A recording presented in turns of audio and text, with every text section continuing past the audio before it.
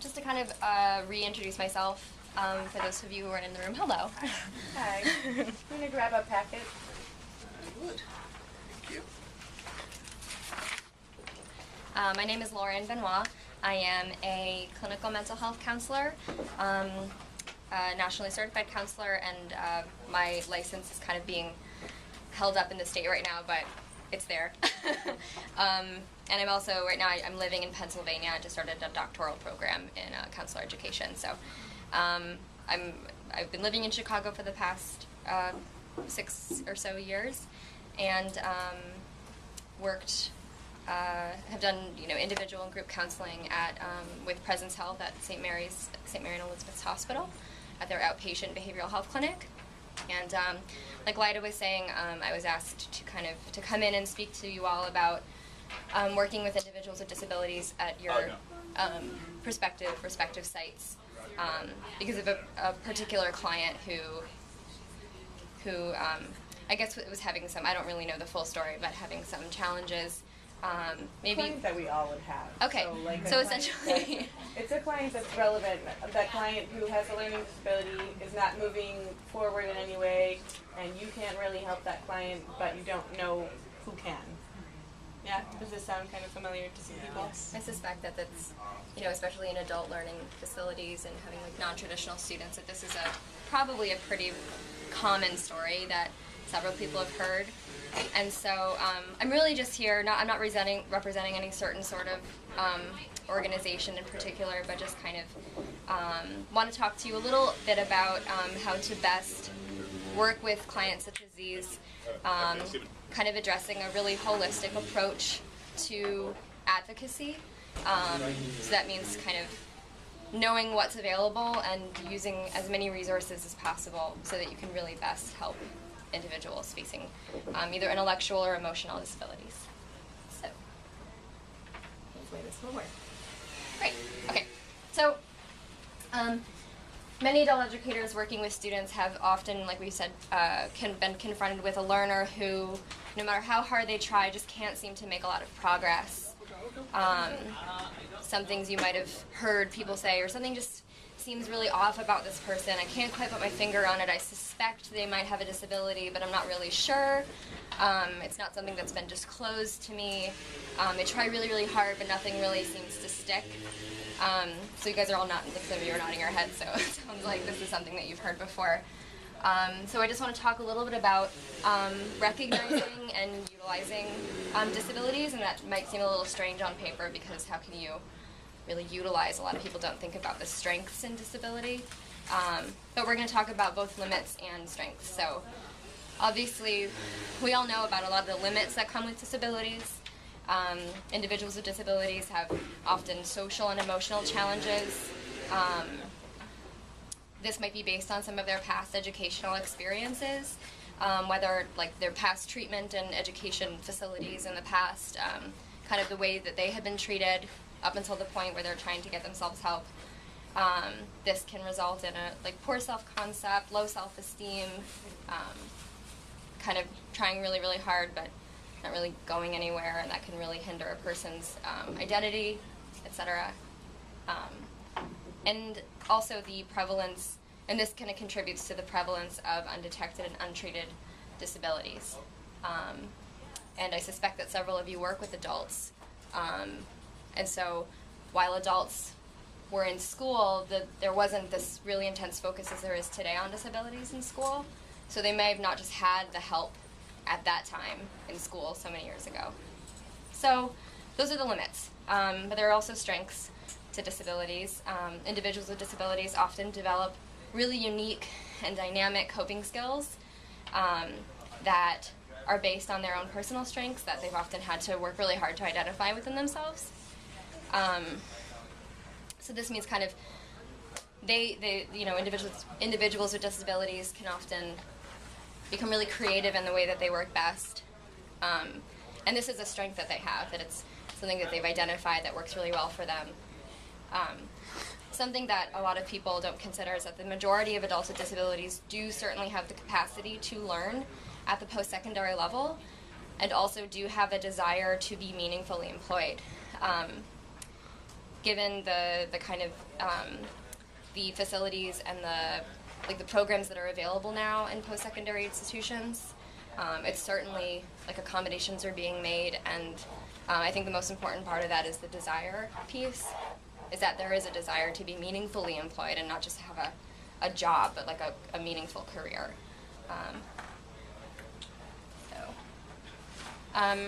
So something I mentioned before was having a kind of a holistic approach to advocating for your clients.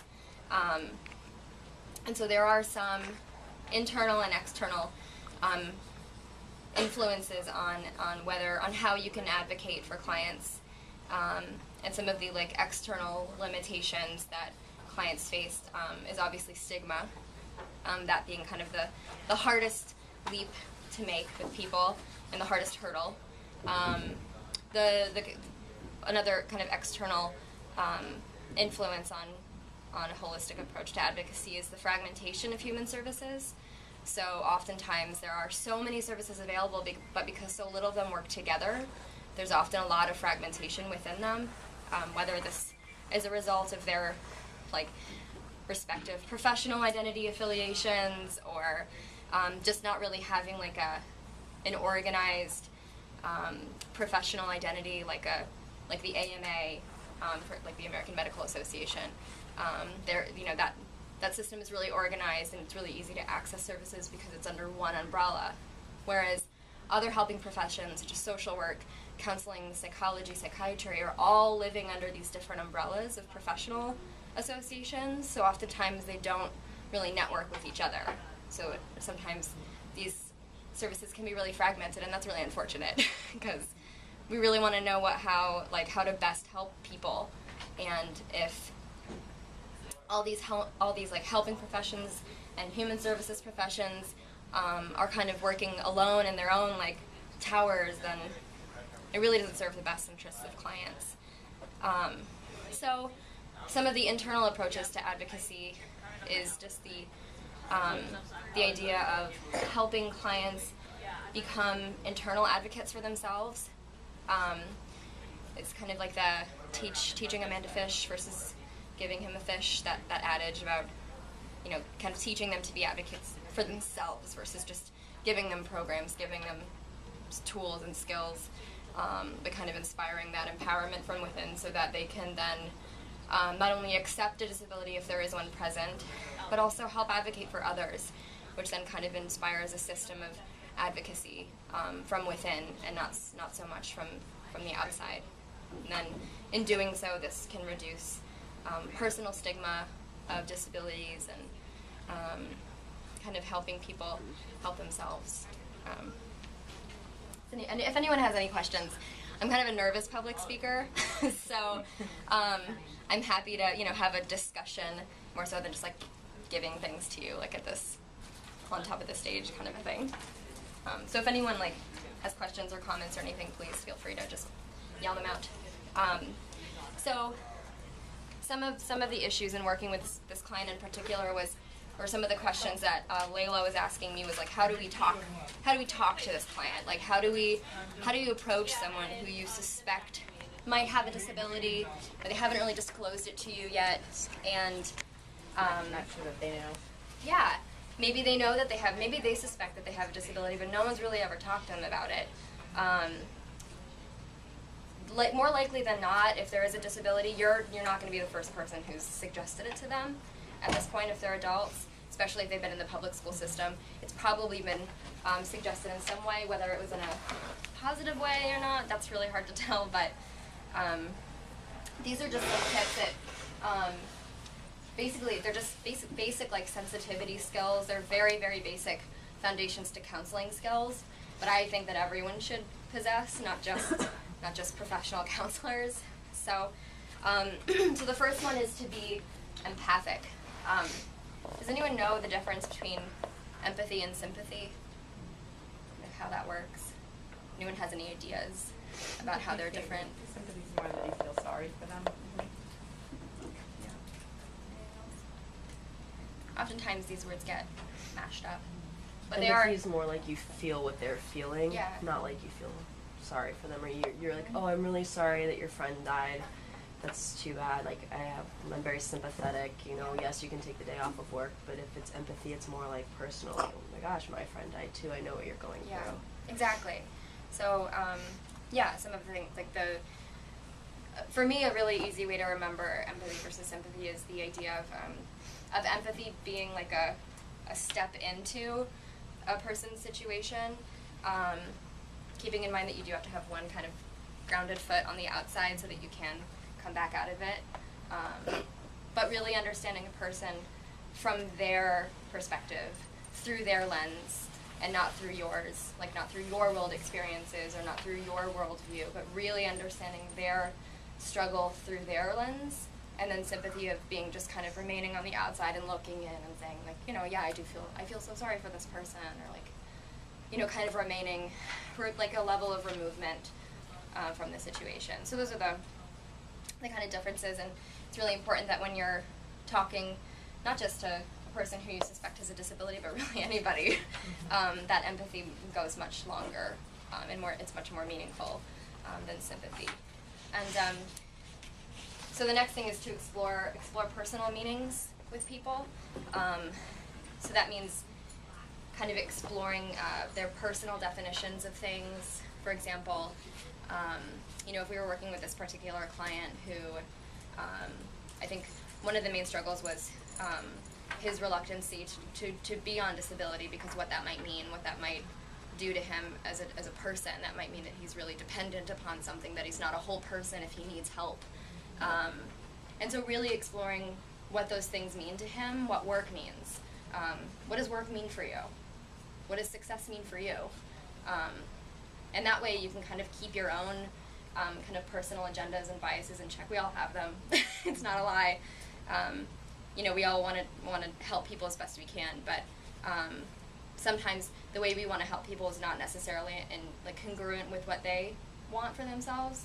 So exploring personal meanings with people will really allow them to articulate to you what success means, what it means to be like a valuable person, what it means to be a working person. What does it mean for you to work? What kind of meanings does work have for you? So that's kind of what explore personal meanings means. Does anyone have any questions about that? Okay. So the next is, which we kind of talked about, but well, maybe number 3 and 4 should be switched, because we kind of talked about just being really in check and aware of your own personal biases and or agendas when you're talking to people. More often than not, individuals who have disabilities have probably been told before what to do with their lives. This is what you need.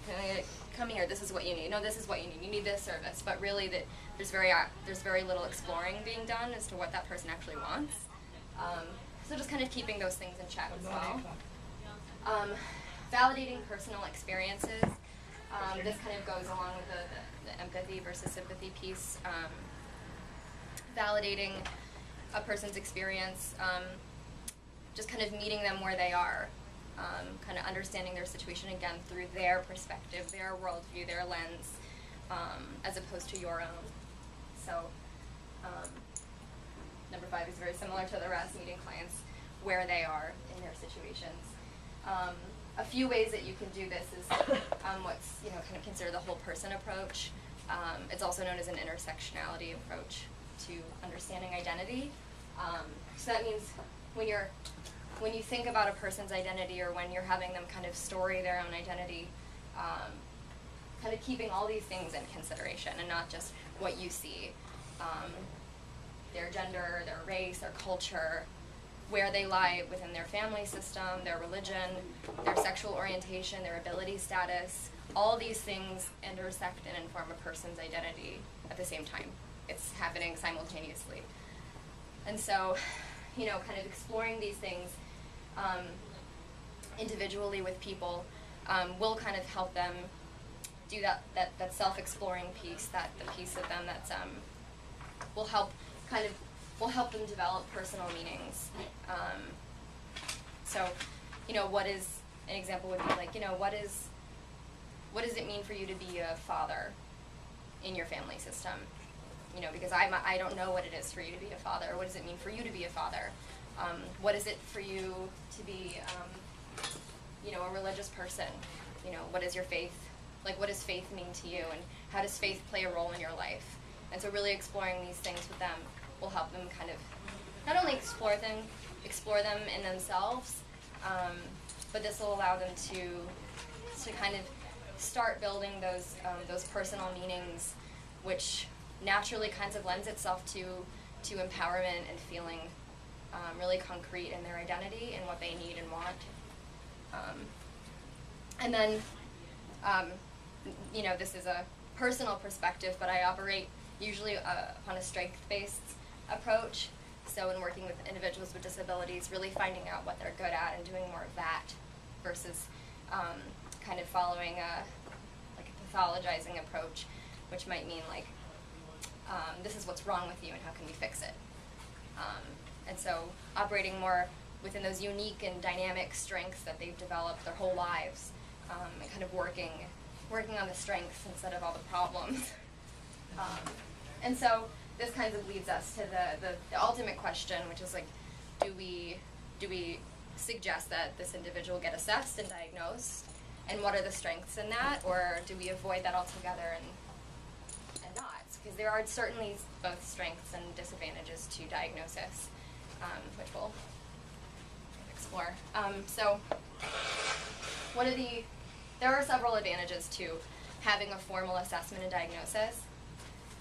Some of those include getting formal access to treatment, getting financial support if they're interested in applying for disability status. It'll allow educators to kind of really explore some researched non-traditional learning methods for specific populations with specific disabilities. So if you know that you're working with someone who has Asperger's, then there are some empirically based non-traditional learning methods that you can use if you know that that's what their formal diagnosis is. With advantages, there are also certainly a lot of disadvantages to formal diagnosis and assessment. When you're discussing getting assessed with a client, or suggesting to them that they might want to become assessed, because if you suspect a disability or maybe they suspect a disability, just keep in mind and consider what kind of power that has over a person, especially in education or in any sort of position of power that you might have. Educators are certainly people who have power in a room of people who are learning. So if you suggest the word disability, that carries a lot of weight for someone, and you carry a lot of power by saying that. And so how that might impact a person is pretty influential. So just really being really mindful about and having discussions with students or clients you have about disability, and kind of understanding what kind of power you have in that situation. Another disadvantage is obviously stigma. Kind of the idea that once they have this label, once they have this pathology attached to them, that they can't really do anything, then suddenly that they're incapable because it's like a label, and I can't do anything about it because now I have I'm stuck with it. It's a burden. And so the solutions for this is to really be prepared. And I mean, in being here and listening to me, you're kind of doing that already, but there are also a lot of resources available to you as educators, or people who work with educators, to kind of have your resources ready before you have those kinds of conversations. So instead of just saying hey, I think you have a disability, I suspect something's wrong with you. Has anyone ever told you that you have trouble learning in this way? And then not really having any sort of resources available in that moment when they start asking questions, that can really go a long way.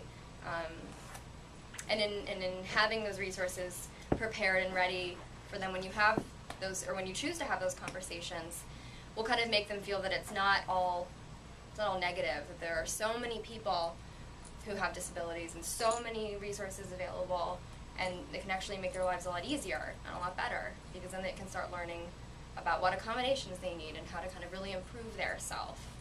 So just kind of being aware of both of the advantages and disadvantages and weighing them both out when you're working with a client who you suspect has a disability or might have an undiagnosed disability.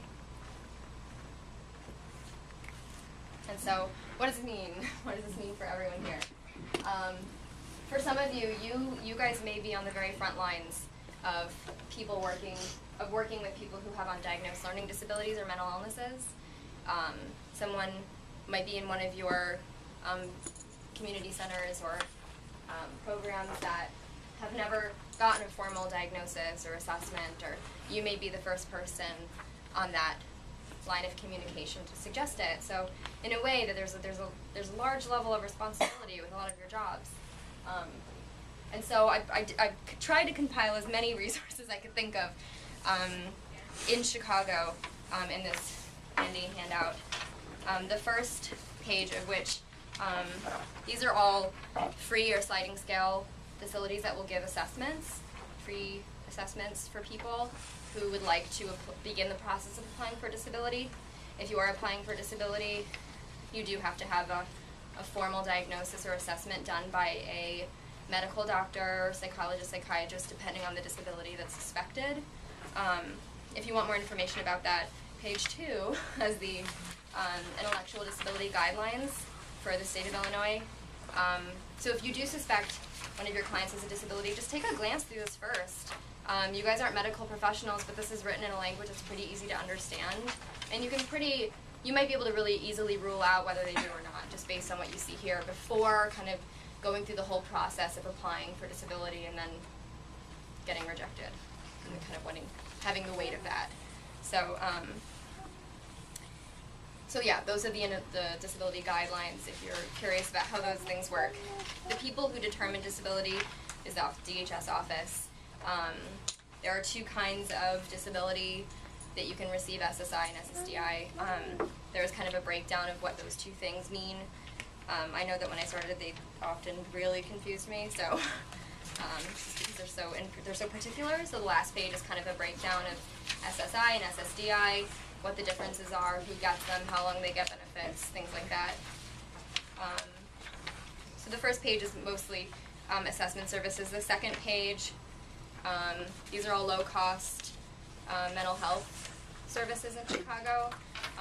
As we all know, there are less and less services being available for mental health community centers in Chicago. I know that when I was working at St. Mary's, it was the year that half of the community mental health clinics closed, and so we were inundated with new clients and referrals from that service. So it was certainly challenging to provide people with quick service, especially if there's any sort of active mental illness that is requiring a diagnosis or medication. So this is really just a skimming of the surface of ones that I could think of. But I don't know, are you guys familiar with purplebinder.org? Some of you are. Purplebinder.org is an incredible resource for, it's basically a white pages for social services in the cities, major cities, but it started in Chicago. So all you have to do, you can register as a professional or register as just a person who's looking for services, and then you can just type in free psychological assessments, and it'll give you like everything it's basically they do all the like the research legwork for you. So But am I right to assume that, like, because I feel like there's a lot of places to assess mental health illness, or not a lot, but there are a good number.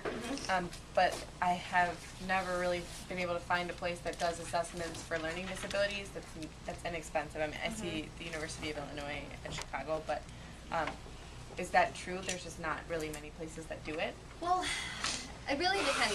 The only thing that is required for assessments of learning disabilities is that it has to be you have to use a measurable scale, so the intelligence test, and that has to be administered by someone who's qualified to do it, so a psychologist or a psychiatrist. So really those are the only 2 like actual requirements to getting. So a psychologist could assess a learning disability? 100%, yeah. Okay. A psychologist can assess for learning disabilities. A psychiatrist can assess for learning disabilities. Formally, like give assessments. I know that there is a. St. Mary does that? St. Mary does that? St. Mary's, yep. In order to receive, depending on the insurance, I know for Medicaid clients at St. Mary's, they can see a psychiatrist. They're required to see a psychiatrist within their first with their first visit. So, and the psychiatrist can certainly diagnose learning disorders. There is also, there are also places that really just takes a little bit of effort, but that do take on a number of pro bono cases, and that's just a phone call. It's worth finding out about. One of these on here actually listed that they have a nonprofit pro bono file that they do put a cap on, but so many services will give free assessments. It really doesn't take that long, and it's normally. I mean, if you call someone. Sorry, yeah. That's okay. I teach through this every morning. It's amazing. Yeah.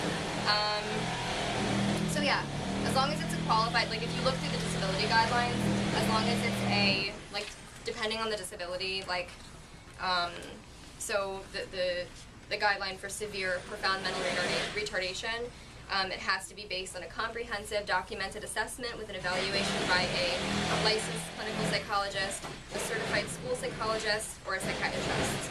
So it's all written down, but if you can find a licensed clinical psychologist, psychiatrist, or, what was the third one?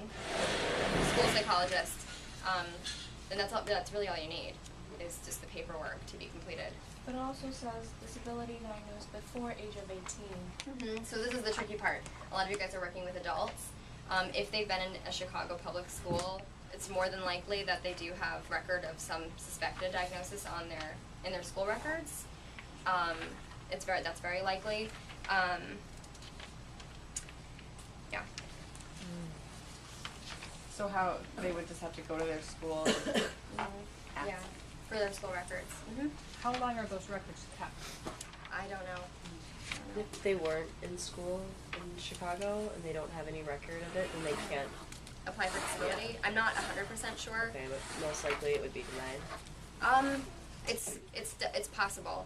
It's also possible to get denied based on anything. The Department of Human Services is a challenging organization to work with, I'm sure as many of you know. So it does take perseverance, and it does take a lot of advocacy work.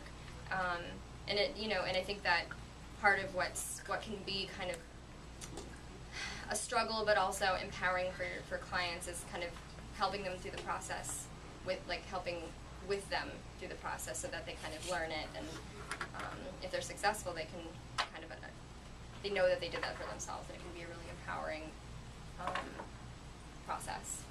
Yeah. Any other questions about that? No.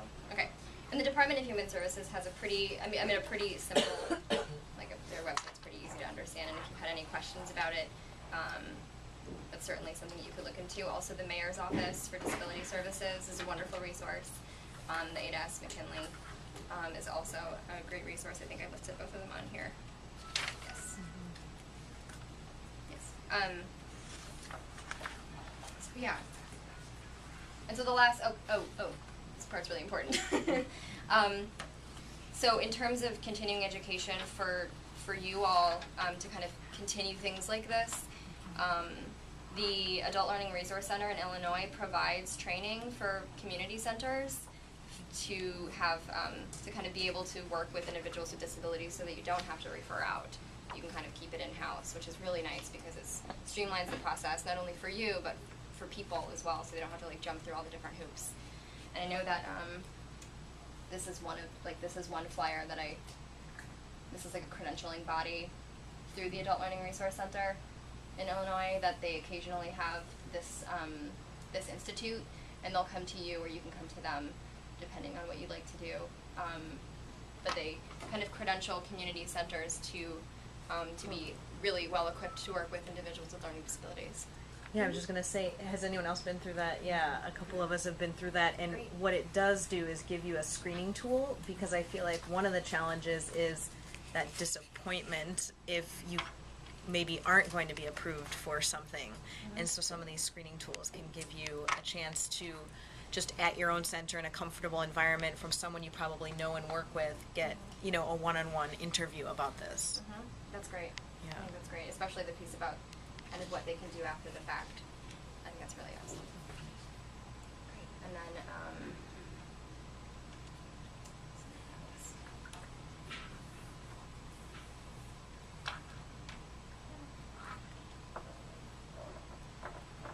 so yeah, in doing these kind of continuing education programs, you can kind of encourage self-advocacy and the social skills needed to help students transition either into the workplace, such as your client, or just whatever, independent daily life, whatever it is that they're really looking for, because it may be a job, it may just be independence, whatever that means for them.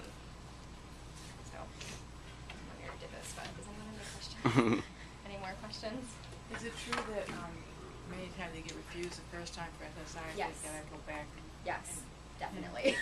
Yes, people. I mean, in my own experience as a DHS, refusal. It's like parole. Like you will get refused the first time, more than likely. And to kind of explain that as a systemic problem to clients and not necessarily a reflection upon them as a person, but say like, you know, this is unfortunately like this is such a big city and there are so many challenges, and like if you're rejected for disability, that doesn't mean that you don't deserve it, and that doesn't mean that you don't have a disability. It means that you just need to try again, and we'll do it again, and we'll help you again. So.